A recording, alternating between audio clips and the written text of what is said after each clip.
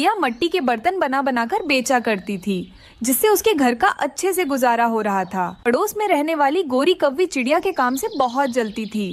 कालू, देखो तो वो कुम्हार चिड़िया रोज नए नए फल लाती है, घर में और अच्छा खाती है। कालू, किसी तरह उस चिड़िया का कारोबार ठप कर दो। गौरी, 3 दिन बाद बारिशें आएंगी।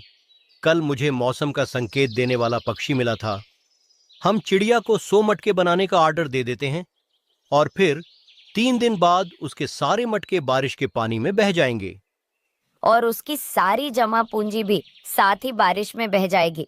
फिर कौवा और कव्वी चिड़िया के पास जाते हैं। चिड़िया अपना काम कर रही थी। चिड़िया, हमें 100 मटकों की जरूरत है। क्या तुम 3 दिन में हमें 100 मटके बनाकर दे सकती हो? गोरी बहन, ये तो बहुत बड़ा ऑर्डर है। मैं दिन रात एक करके 100 मटके जरूर बनाऊंगी। चिड़िया, मटके अच्छी तरह पके हुए होने चाहिए, फिर ही हम मटके उठाएंगे। ऐसा कहकर कौवा और कव्वी चले जाते हैं और चिड़िया खुशी खुशी अपनी बेटी के पास जाती है। गुड़िया बेटी, मैं मिट्टी लेने जा रही हूँ। एक बहुत बड़ा ऑर्डर आया है। कौवों को 100 मटकों की जरूरत है। मम्मा, इस काम में मैं भी आपकी मदद करूंगी। मैं भी आपके साथ मिट्टी लेने जाऊंगी। नहीं गुड़िया बेटी, मैं मिट्टी ले आती हूँ। आप जो मिट्टी पड़ी है उससे मटके बनाओ। फिर मम्मा चिड़िया टोकरी लेकर मिट्टी लेने चली जाती है और उसकी बेटी गीली मिट्टी से मटके बनाने लगती है। वो दोनों माँ बेटी दिन रात काम करती हैं। मम्मा, रात हो गई है, आप थक गई होंगी, अब बस कर जाएं। बेटी, अब भी 50 मटके बाकी हैं और हमें कल कौवों को मटके देने हैं। मुझे आज रात देर तक काम करना होगा। कालू, देखो तो वो चिड़िया रात तक काम कर रही है। उसे नहीं मालूम कि उसकी मेहनत से बनाए हुए ये मटके बारिश के पानी में बह जाएंगे। मटके बन गए थे। चिड़िया लकड़ियाँ इकट्ठी करती है और आग जलाकर मटके पकने के लिए रख देती है। सारी रात आग में पकने के बाद मटके पककर तैयार हो जाते हैं। सुबह हो जाती है और आसमान पर बादल भी आ जाते हैं। गुड़िया बेटी, जाओ और गोरी आंटी को बुला लाओ। उसे कहना कि आपका ऑर्डर तैयार है, मटके ले जाए। मौसम खराब हो रहा है। गुड़िया गोरी कव्वी के घर जाती है। गुड़िया, अपनी माँ से जाकर कहो अब मौसम खराब हो गया है, बारिश आने वाली है, हमें अब उन मटकों की जरूरत नहीं है। आंटी, मेरी मम्मा ने सारी रात लकड़ियाँ जलाकर पकाया है। उन मटकों को अगर वो मटके ना बिके तो हम खाएंगे कहाँ से? जो घर में था माँ ने वो सब लगा दिया है।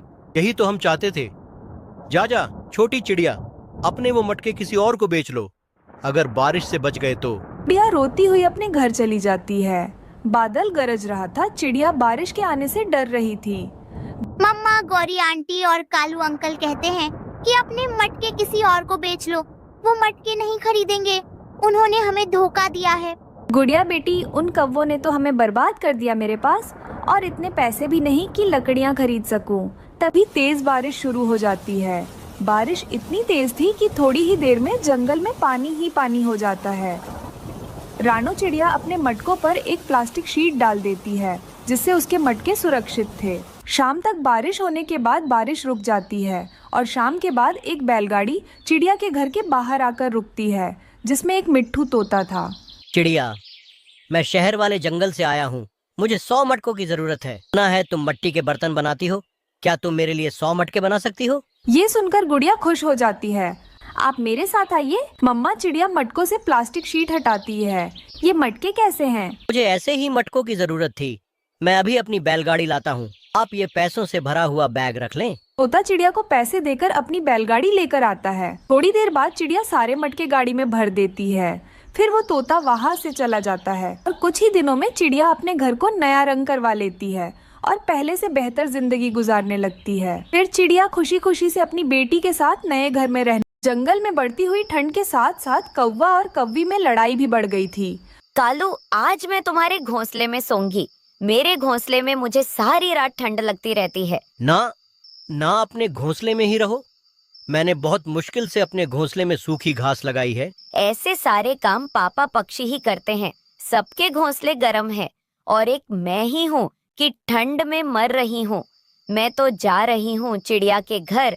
आज मैं वहाँ ही सो जाऊंगी। जाओ जाओ, चिड़िया तुम्हें अपने घर में रखेगी तो फिर ही ना। मगर गोरी कव्वी ठंडी रात में अपने घर से निकलती है। वो चिड़िया के दरवाजे पर दस्तक देती है। गोरी, तुम इस समय? चिड़िया बहन, आज की रात मुझे अपने घर में सो लेने दे। मेरी कालू से लड़ाई हो गई है। गोरी बहन, मेरे पास 2 ही घोंसले हैं। एक में मेरे बच्चे सोए हुए हैं और दूसरे में मैं सोती हूँ। चिड़िया बहन, अब अगर मैं वापस गई तो कालू मेरा बहुत मजाक उड़ाएगा। प्लीज आज की रात चिड़िया। फिर चिड़िया अपने बच्चों को अपने साथ लिटा लेती है और वो घोंसला गौरी कव्वी को दे देती है। ये घोंसला तो बहुत गर्म है, मजा ही आ गया तुम्हारे घोंसले में लेटने का। इस घोंसले में मैंने गर्म बिस्तर बिछाया हुआ है। मेरी माँ ने दिए थे मुझे गर्म बिस्तर। फिर गोरी सो जाती है। वो रात गोरी कव्वी बड़े आराम से सोती है। दोनों पति पत्नी दिन आवारा घूमने में गुजार देते हैं और जब रात होती है तो गोरी कव्वी फिर से चिड़िया के घर जाती है। चिड़िया चिड़िया, आज फिर मेरी कालू से लड़ाई हो गई है। चिड़िया घर के अंदर से ही आवाज देती है, मगर आज मैं तुम्हें अपने घर में नहीं आने दूंगी। बच्चे बड़े हो गए हैं, मुझे बच्चों के साथ नींद नहीं आती। तुम जाओ यहाँ से। छोटी चिड़िया, बड़ी बातें करने लगी है तू, मुझे भी गोरी कहते हैं। गुस्से में गोरी वहाँ से चली जाती है। मैं ना कहता था, आज तो चिड़िया कभी भी तुम्हें नहीं रखेगी। बड़ा आया, सो जा चुप करके। दूसरे दिन गोरी कव्वी चिड़िया के घर के पास छुप कर बैठ जाती है। जब चिड़िया अपनी बच्चों के साथ नदी पर पानी पीने जाती है तो गोरी कव्वी खिड़की के रास्ते चिड़िया के घर में घुस जाती है और चिड़िया के दोनों घोंसलों में पानी गिरा देती है। अगर मुझे इन घोंसलों में नहीं सोने दोगी तो चिड़िया की बच्ची तुम भी नहीं सोगी। गोरी वहाँ से भाग जाती है।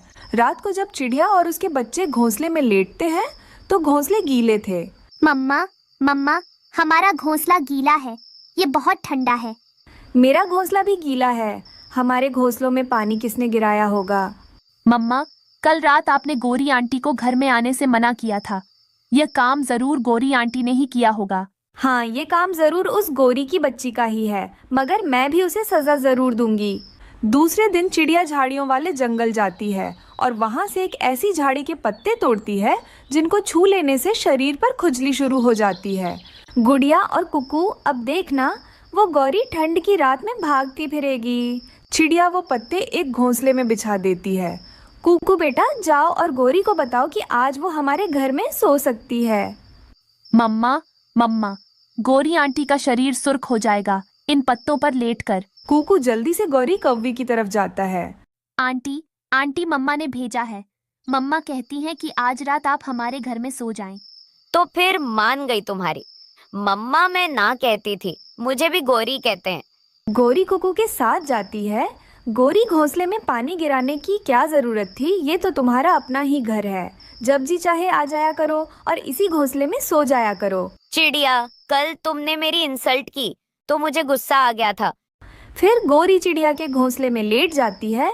चिड़िया के बच्चे गौर गौर से गोरी कव्वी की तरफ देख रहे थे। चिड़िया, ना जाने क्यों मेरे शरीर पर खुजली शुरू हो गई है।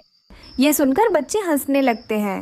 1 2 त्रिझाड़ी के पत्तों का काम हुआ शुरू।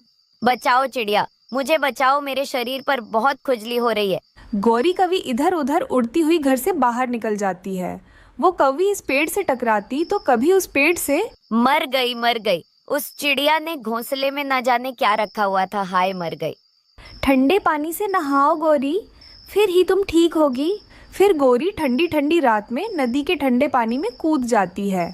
तब जाकर उसकी खुजली कम होती है, मगर बाकी की रात अपने घर में ठिठुर कर गुजारती है। उसे छोटी चिड़िया ना समझो, वो बहुत सियानी चिड़िया है। ऐसे गोरी कव्वी को सजा मिलती है। अचानक जंगल में तेज बारिशें शुरू हो जाती हैं। अरे अरे, जल्दी से सब अपने अपने घरों में जाओ।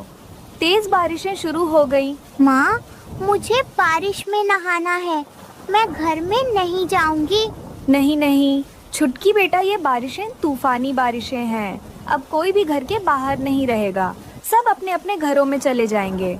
जल्दी से तुम भी घर के अंदर चलो। फिर रानो चिड़िया अपनी बेटी छुटकी को लेकर अपने घर के अंदर आ जाती है। दूसरी तरफ बाकी पक्षी भी अपने अपने घरों में आ जाते हैं और अंदर से दरवाजा बंद कर लेते हैं। कालू जी, इतनी तेज बारिशें तो मैंने कभी नहीं देखी। मुझे तो बहुत डर लग रहा है। गौरी, तुम कुछ भी परेशान मत होना। तुम्हारा पति कालू तुम्हारे साथ खड़ा है, तुम्हें कुछ होने नहीं देगा। आप मुझे क्या बचाओगे कालू जी? हल्की सी बिजली कड़कती है तो मेरे पीछे आकर छुप जाते हो। बातें तो इतनी बड़ी बड़ी करते हो। तभी जोरों से बिजली कड़कने लगती है। देखो गौरी, कितनी जोरों की बिजली कड़क रही है। मुझे तो डर लग रहा है कि कहीं हमारा घर इस बिजली की वजह से टूट ना जाए। हाँ कालू जी, हमारा घर कितना पुराना है, कहीं इस बारिश की वजह से हमारा घर टूट ना जाए, वरना सारा भोजन पानी में बह जाएगा। सभी पक्षियों के घर काफी ज्यादा पुराने थे, जिस वजह से सभी पक्षियाँ बहुत डर रहे थे कि कहीं उनका घर बारिश की वजह से टूट ना जाए। छुटकी बेटा, घर में ज्यादा उछल कूद मत करना, वरना बारिश की वजह से हमारा घर टूट भी सकता है। माँ, हमारा घर टूट जाएगा तो क्या होगा? अरे छुटकी बेटा, शुभ शुभ बोलो, ऐसा कुछ नहीं होगा। पति जी, मैं आपको कितनी बार कहती थी, बारिशें शुरू होने से पहले हमारा घर मजबूत कर लो, पर आप मेरी सुनते ही कहाँ हो। देख लो, अब कितनी जोरों की बारिशें हो रही हैं। कहीं हमारा घर इन बारिशों की वजह से टूट ना जाए। अगर सच में हमारा घर टूट जाएगा तो मेरे इन दोनों अंडों का क्या होगा? ऐसे कहते ही तभी उनका घर जोर जोर से हिलने लगता है। अरे लूसी, लूसी, हमारा घर ऐसे क्यों हिल रहा है? तभी कबूतर का वो घर अचानक से नीचे गिर जाता है और टूट जाता है। पति जी, मेरे अंडे टूट गए।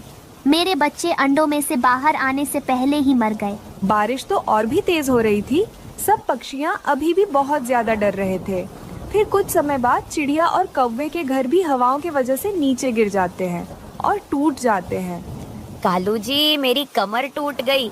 हाय रे, निकालो कालू जी मुझे यहाँ से।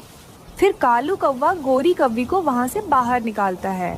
ये बारिशें तो रुकने का नाम नहीं ले रही हैं। इन बारिशों की वजह से ही हम सब बेघर हो गए।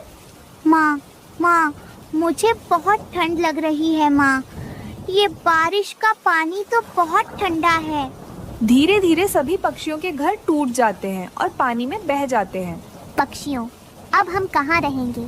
इन ठंडी बारिशों की वजह से हम सब बीमार होकर मर जाएंगे। हम सबको जल्द से जल्द कोई सुरक्षित जगह ढूंढनी होगी। हाँ, बुलबुल बिल्कुल सही कह रही हो। हम सबको अब घर ढूंढना पड़ेगा। हाँ दोस्तों, कोई घना पेड़ ढूंढते हैं ताकि वो पेड़ हम सबको बारिश से बचा ले। फिर वो सब पक्षियाँ घना पेड़ ढूंढने के लिए वहाँ से चले जाते हैं। बारिशें रुकने तक हम सब यहाँ रह सकते हैं। वो तूफानी बारिश तो लगातार 2-3 दिनों तक होते ही जा रही थी। बेचारे भूखे प्यासे पक्षी बहुत परेशान थे। फिर 2-3 दिनों बाद अचानक से बारिश रुक जाती है। रानू, मैं तो 2 दिनों से भूखी हूँ, अब मैं उड़ भी नहीं सकती। दोस्तों, हम सब इंसानों की बस्ती में किसान की पत्नी के पास जाते हैं। वो हमारी मदद जरूर करेगी। फिर चिड़िया अपने दोस्तों को लेकर इंसानों के बस्ती की ओर आती है और किसान की पत्नी के पास जाकर उसे सारी बात बताती है। अरे पक्षियों, ये सब सुनकर मुझे बहुत दुख हुआ। तुम सब मेरे घर के बाहर एक पेड़ पर घोंसले बनाकर रह सकते हो। मैं तुम सबको वक्त वक्त पर भोजन दे दिया करूँगी। अगर फिर से बारिशें शुरू हो गई और फिर से तुम सबका घोंसला टूट जाएगा तो तुम सब मेरे घर में आकर आराम से रह सकते हो और भोजन भी खा सकते हो। अब तुम सबको कोई चिंता नहीं होगी। माँ जी, हम सब 2 दिनों से बहुत भूखे हैं। क्या अभी हम सबको दाना मिल सकता है? हाँ चिड़िया रानी, क्यों नहीं। मैं अभी तुम सबको चावल भिगो कर दे देती हूँ। फिर किसान की पत्नी चावल पानी में भिगोकर उन सबको नरम नरम चावल खाने के लिए दे देती है। फिर सब पक्षी घर के बाहर पेड़ पर अपने अपने लिए घोंसले बना लेते हैं। चिड़िया किसान की पत्नी को शुक्रिया अदा करती है। फिर वो सब खुशी खुशी से अपने अपने घोंसलों में रहने लगते हैं।